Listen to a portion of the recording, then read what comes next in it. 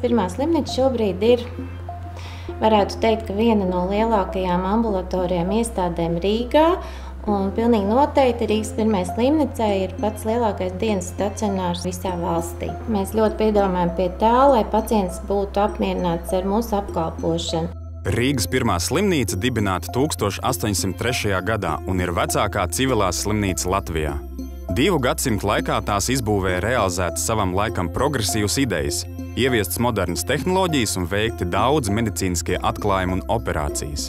Arī mūsdienās Rīgas pirmā slimnīca ir aktīvs inovāciju ieviesējs, lai pacientu pakalpojumus varētu izmantot ērti un vienkārši.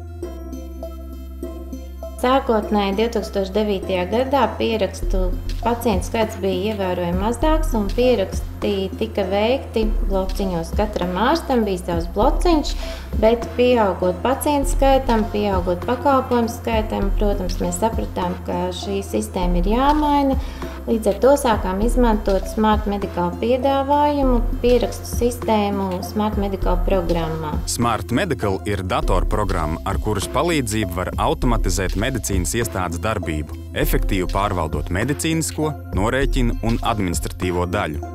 Rīgas pirmajā slimnīcā Smart Medical piedāvātie risinājumi ļāvuši sasinhronizēt kases norēķinus, pacientu reģistrāciju un laboratorijas datus, atvieglojot ārstu un reģistratūras personāla darbu. Neskatoties uz tik daudzajām programmas iespējām, programma ir ļoti viegli apgūstama. Programmas darba vide ir ļoti pārskatāma, ērta un jebkurā brīdī viegli uzlabojama katras ārstniecības iestādes vajadzībām. Šobrīd bez Smart Medical programmas savu ikdienas darbu nevaram iedomāties, jo medicīnas reģistrātoru skaits ir pieaudzis.